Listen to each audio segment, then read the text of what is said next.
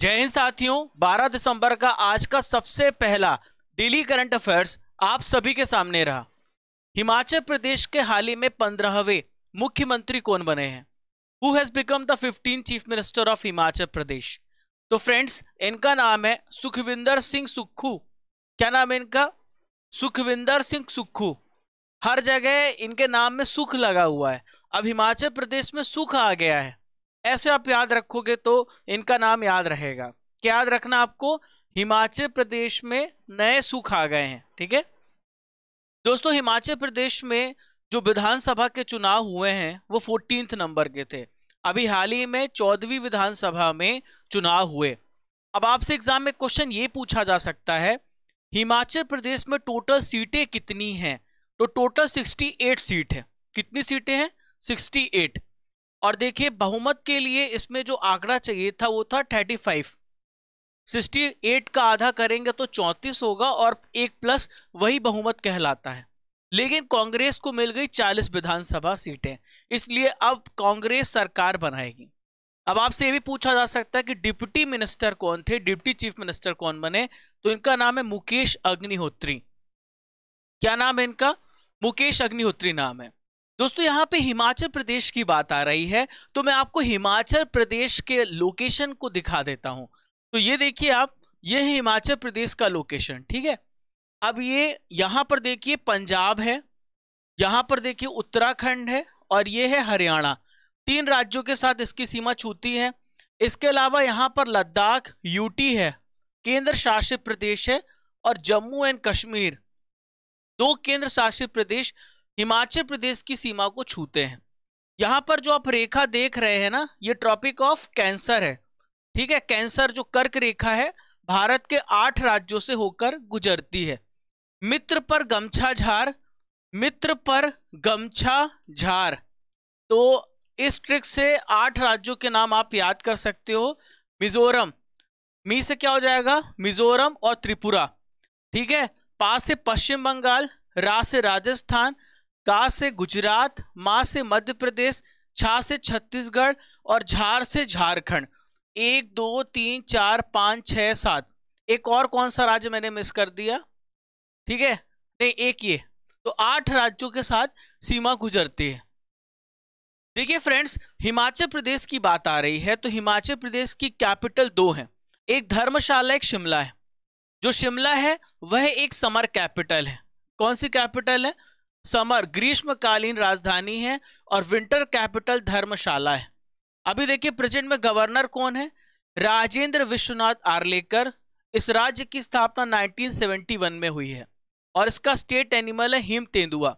यहाँ पर बहुत सारे लोक नृत्य होते हैं, जैसे थाली, चांबा, डांगी, नाटी, महातू, छपेली, धमान। इंपॉर्टेंट नदियां जो हिमाचल प्रदेश से गुजरती हैं, सतलुज, चिनाब, ब्यास, रावी। यहाँ पे इंपॉर्टेंट स्टेडियम है अटल बिहारी वाजपेयी स्टेडियम, और दूसरा है Himachal Pradesh cricket association stadium जो कि धर्मशाला में है।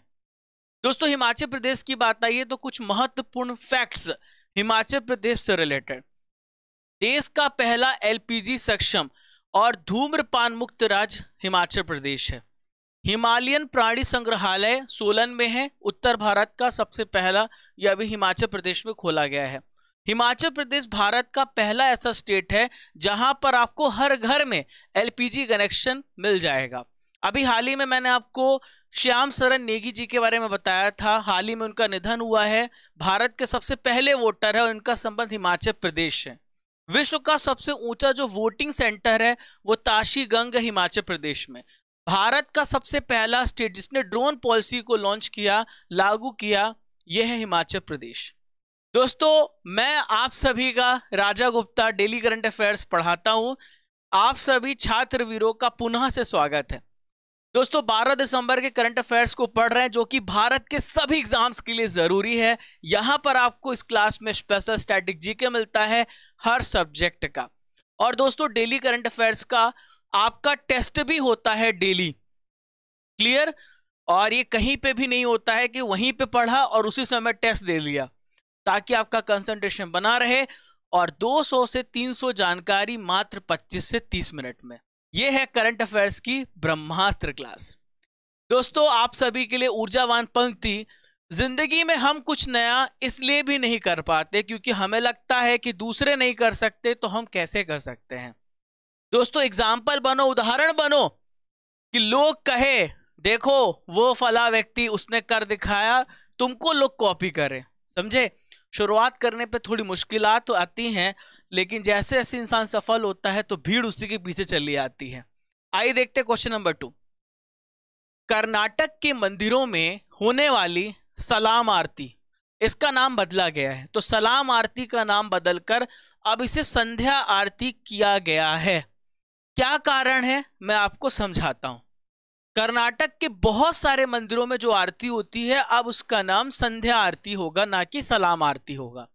तो दोस्तों इसके लिए हिंदुत्व संगठन इन्होंने मांग उठाई थी कि टीपू सुल्तान के समय 18वीं शताब्दी में मैसूर के शासक थे टीपू सुल्तान, और उस समय उन मंदिरों पर जब वो यात्रा पर गए तो उस समय उन्होंने आरती का नामकरण बदल दिया और बोला कि आरती जो होगी वो सलाम आरती होगी।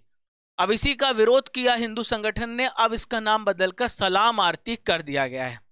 टीपू सुल्तान के बारे में आपको बता दूं, 1799 के मैसूर युद्ध में, चतुर्थ आंग्ल मैसूर युद्ध में टीपू सुल्तान की मौत हो गई। सबसे पहली इंपॉर्टेंट जो यहां पर नेवी थी टीपू सुल्तान के पास थी। भारत के मिसाइल मैन कहे जाते थे। और दोस्तों 18 साल की उम्र में अंग्रेजों के खिलाफ पहला युद्ध जीता था। 1766 में टीपू सुल्तान ने पलक्कड़ में भव्य किला बनवाया था और 1784 में टीपू सुल्तान और अंग्रेजों के बीच में मंगलोर की संधि भी हुई थी। ठीक है दोस्तों, हाल ही में बदले हुए नाम को यहां पर डिस्कस करेंगे। हबीबगंज रेलवे स्टेशन जो कि भोपाल में है, इसका नाम बदलकर रानी कमलापति रेलवे स्टेशन किया गया है। चंडीगढ़ हवाई अड्डे का नाम भगत सिंह हवाई अड्डा किया गया है। राजपथ अब कर्तव्य पथ हो गया है। पर्यावरण भवन अब पंडित दीनदयाल अंत्योदय भवन के नाम से जाना जाएगा। काकोरी ट्रेन षड्यंत्र या फिर काकोरी ट्रेन कांड अब काकोरी ट्रेन एक्शन कहलाएगा। चेनानी नाशरी सुरंग, इसका नाम श्यामा प्रसाद मुखर्जी सुरंग किया गया है। Manduadih railway station Banaras railway station हुआ है। एमपी का होशंगाबाद जिला नर्मदापुरम कहलाएगा। रोहतांग सुरंग जो कि हिमाचल प्रदेश में है, अब इसका नाम अटल सुरंग हो गया है। दोस्तों 11 दिसंबर का रिजल्ट हमारे पास है और राज वाल्मीकि ने टॉप किया है।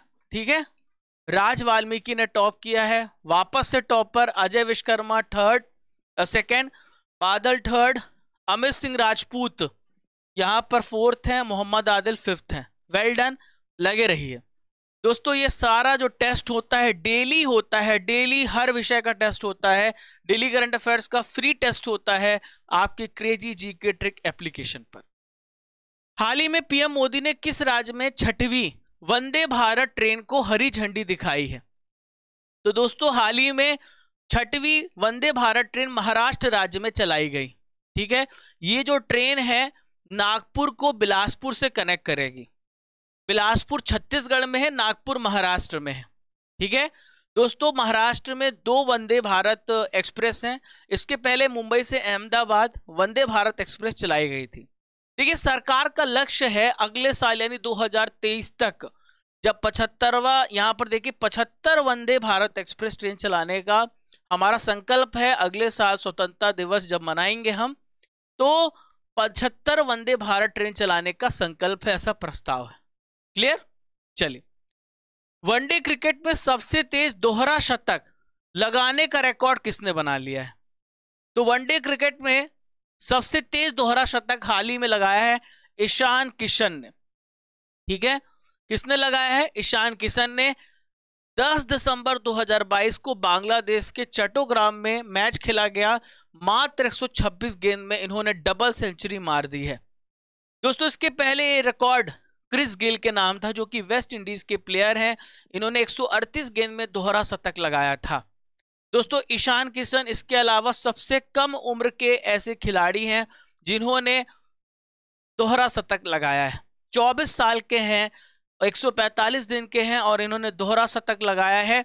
अगर पुरुषों और महिलाओं दोनों को मिला दिया जाए वनडे में सबसे तेज दोहरा न्यूजीलैंड की अमेलिया केर ने लगाया था तो 134 गेंद में, तो उनके भी रिकॉर्ड को तोड़ा है किसने? ईशान किशन ने।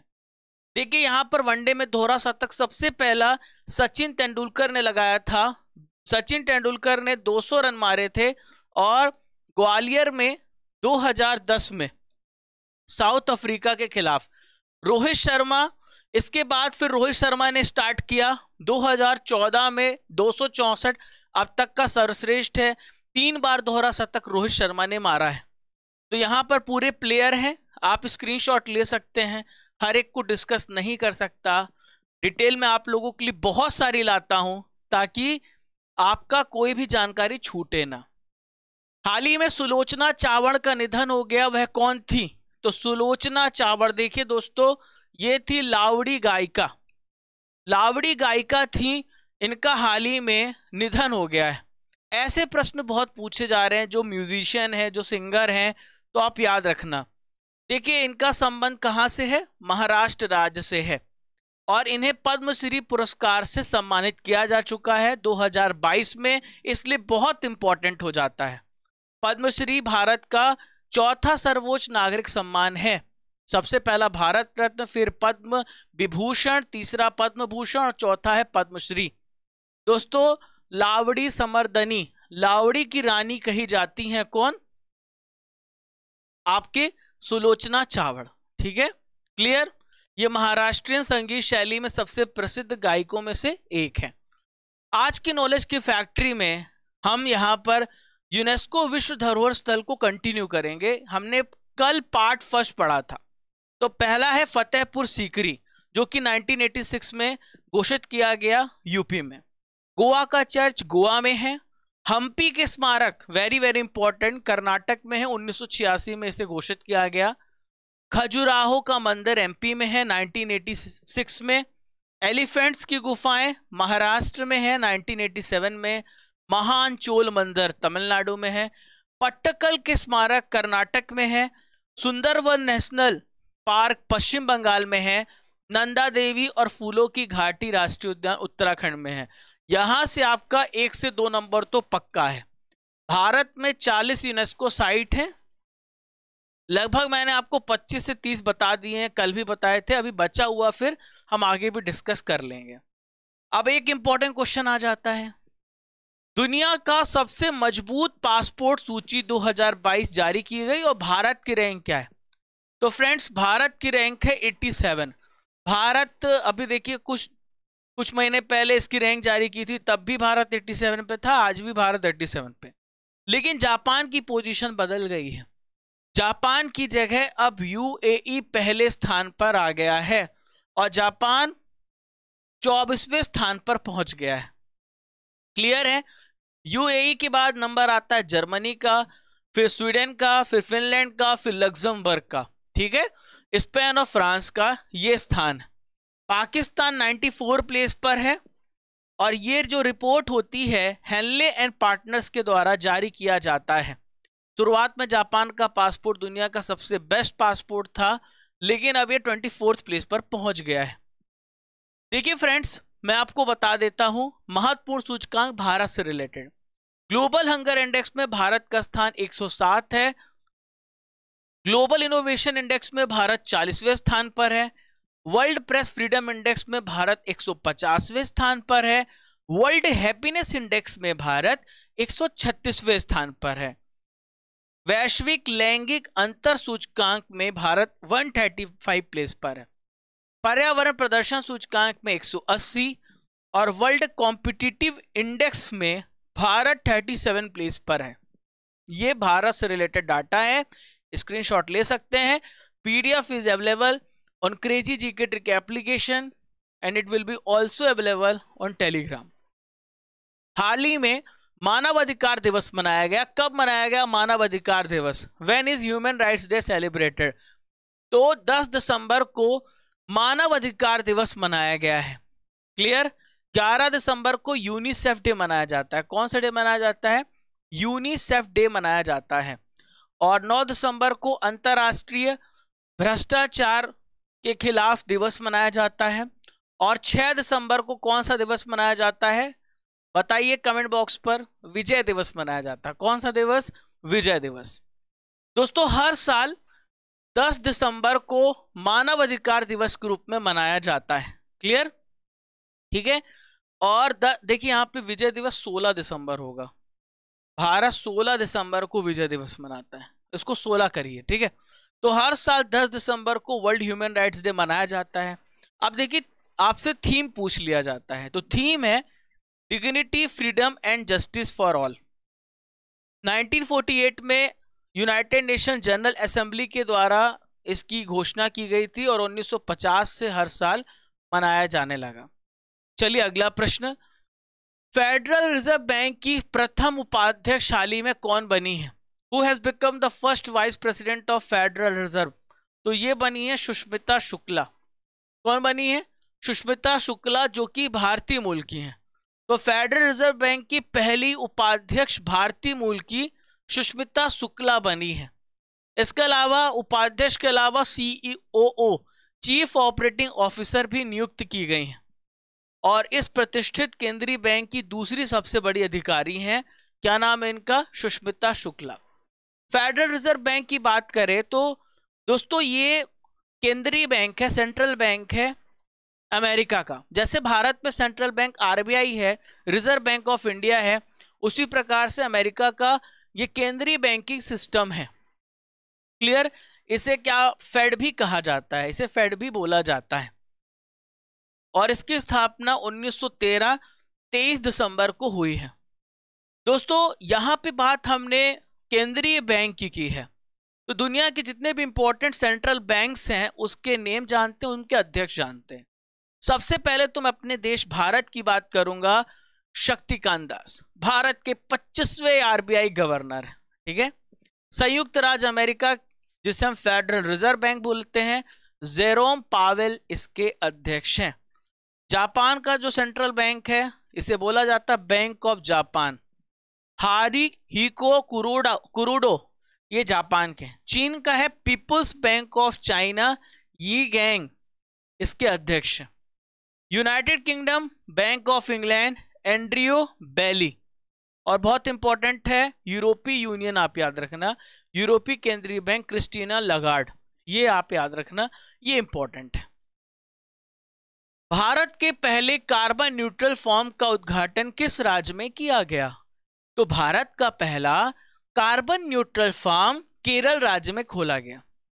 सर आप पहले ये बताओ कार्बन न्यूट्रल फॉर्म होता क्या है?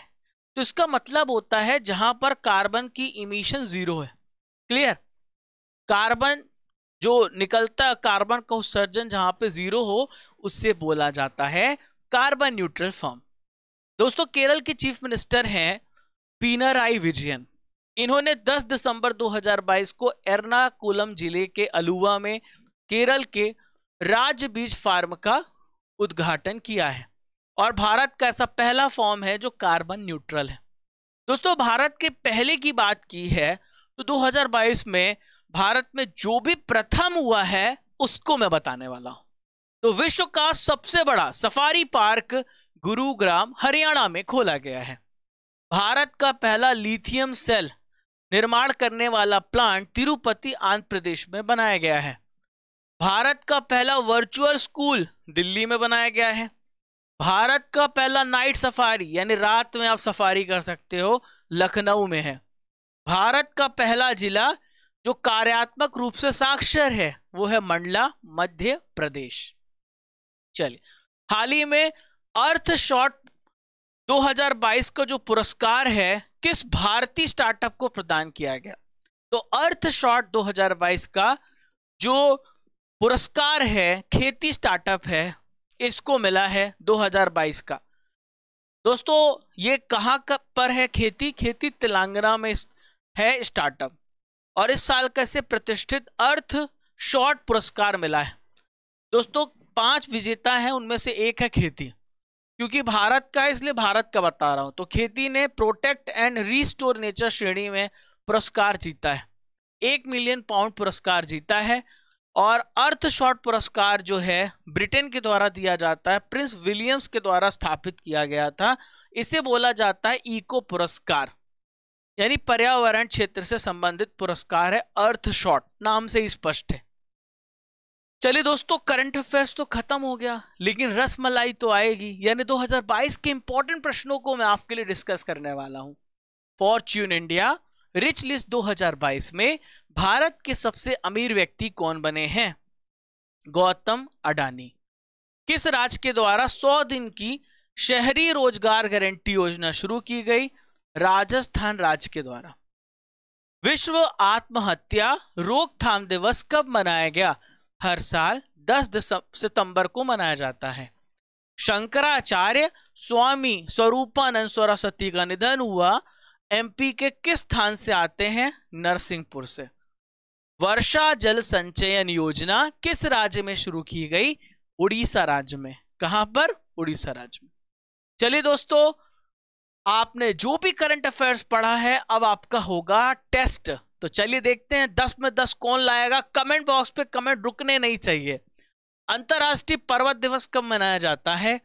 11 दिसंबर को मनाया जाता है। हिमाचल प्रदेश में सीटों की संख्या कितनी है? 68।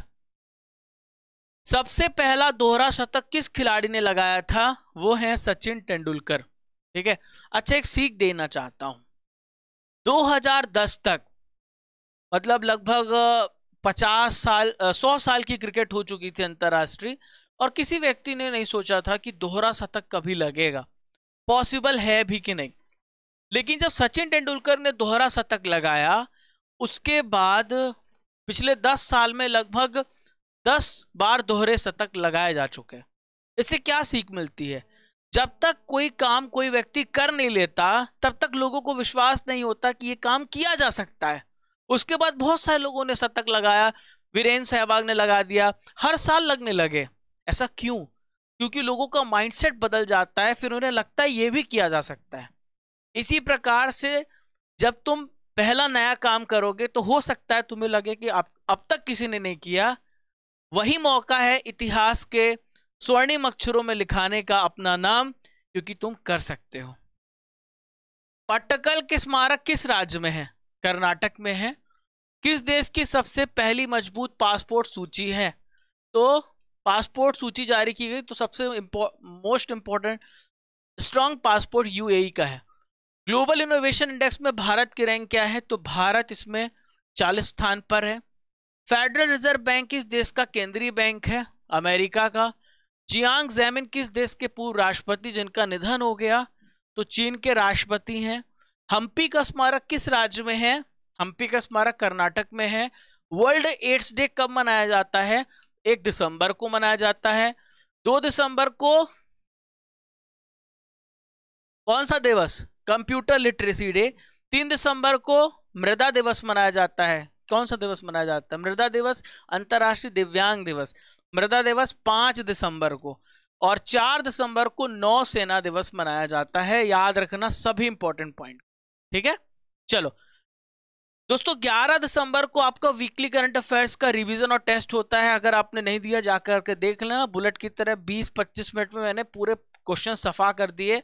अब 10 दिसंबर यानी सैटरडे को जो हमने पढ़ा था उसका रिवीजन कर लेते हैं। टेबल टेनिस फेडरेशन यानी टीटीएफआई की पहली महिला अध्यक्ष कौन चुनी गई? मेघना अहलावत। नरसंहार के अपराध के पीड़ितों के स्मरण और सम्मान का अंतरराष्ट्रीय दिवस कब मनाया जाता है? 9 दिसंबर। भारतीय मूल के कृष्णा वावीलाला को किस देश के द्वारा प्रेसिडेंशियल लाइफ टाइम अचीवमेंट पुरस्कार दिया गया है? तो अमेरिका के द्वारा। बीबीसी के वर्ष 2022 की 100 प्रभावशाली महिलाओं की सूची में किसको शामिल किया गया है? तो इन सभी को शामिल किया गया। एडीबी ने भारत में रसद क्षेत्र को मजबूत करने के लिए कितना ऋण दिया है? $250 मिलियन। भारत का पहला ड्रोन प्रशिक्षण सम्मेलन का उद्घाटन कहां पर किया गया? चेन्नई में। कार्तिकेय दीपम रथ उत्सव किस राज्य में आयोजित किया गया? तमिलनाडु में। भारत के 77 नंबर के ग्रैंड मास्टर कौन बने हैं? आदित्य मित्तल। बाजरा 2023 का अंतरराष्ट्रीय वर्ष का उद्घाटन समारोह कहां पर किया गया? रोम में। 9वीं विश्व आयुर्वेद कांग्रेस और आरोग्य एक्सपो 2022 का उद्घाटन गोवा में किया गया। कहां पर? गोवा राज्य में। आज का सवाल, हिमाचल प्रदेश के 15वें चीफ मिनिस्टर कौन बने हैं? कमेंट बॉक्स पे आपको बताना है। दोस्तों, अब आपका स्टैटिक जीके का पिटारा खुल गया। देखिए, कभी कभी पढ़ना भी जरूरी है, एमसीक्यू फॉर्मेट में तो लाता ही हूं। आज मैं आपको स्ट्रेट्स बता रहा हूं, जल संधियां बता रहा हूं। दोस्तों जल संधि क्या होती है? दो जमीन को भी जोड़ती है, दो जमीन के भागों को या फिर दो समुद्र के हिस्सों को। तो जल संधि जो है किसी दो हिस्से को जोड़ने का काम करती है, उसे हम जल संधि बोलते हैं, क्लियर स्ट्रेट्स बोलते हैं। अब पूरी दुनिया के जितने भी स्ट्रेट्स हैं उसको पढ़ेंगे। तो सबसे पहला है मलाक्का स्ट्रेट, ठीक है। मलाक्का स्ट्रेट कहां पर है? ये देखो मलाक्का, मलेशिया दिख रहा है आपको, ये इंडोनेशिया के बीच में, इसे बोला जाता है स्ट्रेट ऑफ मलाक्का। और ये किसको जोड़ेगा? ये है अंडमान सी और साथ में है साउथ चाइना सी, ये वाला जो साउथ चाइना सी। तो इन दोनों को जोड़ने का काम करता है। क्वेश्चन ऐसे पूछा जाएगा। तो लोकेशन क्या है?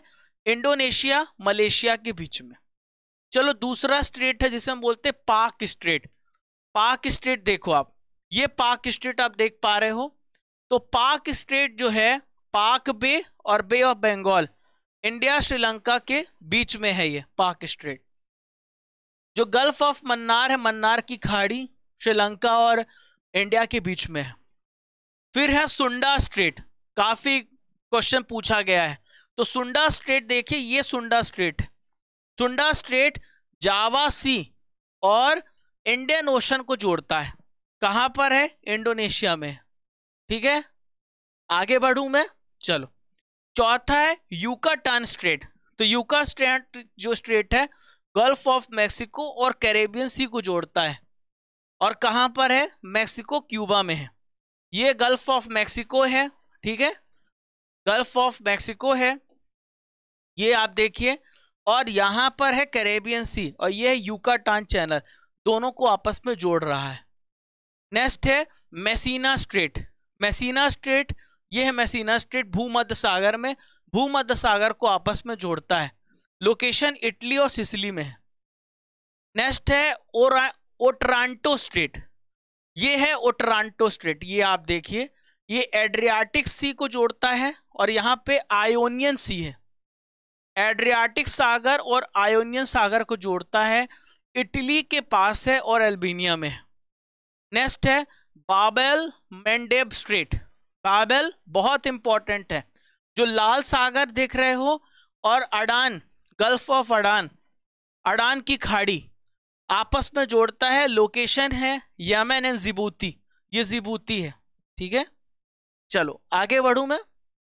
कुक स्ट्रेट, तो कुक स्ट्रेट यहां पर देखिए, कुक स्ट्रेट, ये कुक स्ट्रेट न्यूजीलैंड के पास है। एग्जाम में क्वेश्चन कई बार यूपीएससी में, एमपीपीएससी में पूछा गया है। तो ये क्या करता है? न्यूजीलैंड में है, नॉर्थ और साउथ आइलैंड को जोड़ता है, प्रशांत महासागर को जोड़ने का काम करता है, ये पूरा प्रशांत महासागर। मोजाम्बिक स्ट्रेट, ये मोजाम्बिक चैनल है, ठीक है, ये मेडागास्कर है और ये है हमारा अफ्रीका। मोजाम्बिक और मेडागास्कर लोकेशन है, हिंद महासागर को जोड़ने का काम करता है। फिर है नॉर्थ चैनल, ये नॉर्थ चैनल देखो आप, ठीक है, ये यूके, ये आयरलैंड और इंग्लैंड के बीच में है। यहां पर देखिए आप, ये आयरिश सी है और यहां पर अटलांटिक ओशन है, इसके बीच में है। आगे बढ़ूं, फिर है ताउरुस स्ट्रेट, जिसे बोलते हैं टॉरस स्ट्रेट। टॉरस स्ट्रेट देखिए, अराफुरा और गल्फ ऑफ पापुआ, यहां पर है अराफुरा सी और यहां पर है गल्फ ऑफ पापुआ, ये पूरा ये वाला हिस्सा, इन दोनों को टॉरस स्ट्रेट जोड़ रहा है। Location Papua New Guinea, Australia. फिर है बास स्ट्रेट, तो बास स्ट्रेट जो है तस्मान सी और साउथ सी को आपस में जोड़ता है। लोकेशन ऑस्ट्रेलिया है। बेरिंग स्ट्रेट बहुत इंपॉर्टेंट, कई बार ये चुक्सी सागर और यहां पर बेरिंग सागर है, बेरिंग सी आपस में जोड़ता है Bering Strait. Location Alaska Russia के पास है। फिर है बोनेफासियो स्ट्रेट, ये मेडिटेरियन सी को जोड़ता है, बोनेफासियो, और लोकेशन कोर्सिका और सार्डिनिया है। लास्ट है बोस्पोरो स्ट्रेट। बोस्पोरो स्ट्रेट जो है यहां पर देखिए, ये है बोस्पोरो स्ट्रेट, काला सागर, ब्लैक सी और sea of Marmara, sea of Marmara को आपस में जोड़ने काम करता है बोस्पोरो स्ट्रेट। लोकेशन टर्की है। थोड़ा सा एडवांस लेवल पहुंचना है ना, अच्छे क्वेश्चन पूछे जाते हैं, तो हर तरह के टॉपिक में लेकर के आता हूं।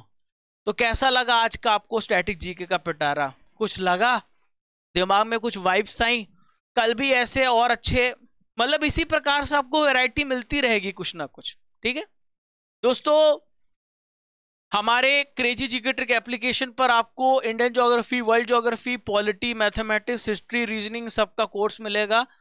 RGCGT राजा गुप्ता क्रेजी जीके ट्रिक, इस कोड का यूज कर लीजिएगा।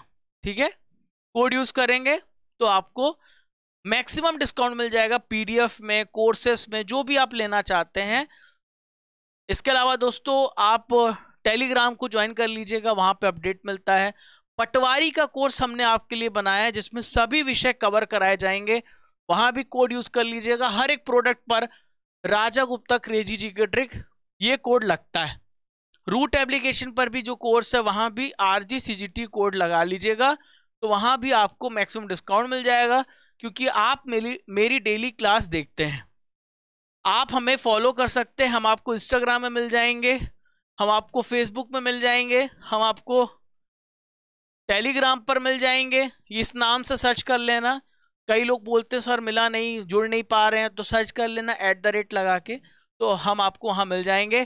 पहली बार आ रहे हैं हमारे चैनल पर तो सब्सक्राइब कर लीजिए, घंटी वाला बटन दबा दीजिए, ऑल नोटिफिकेशन ऑन कर दीजिए ताकि मेरा वीडियो आपका पास तुरंत पहुंच जाए। Keep liking, keep sharing your channel crazy GK trick.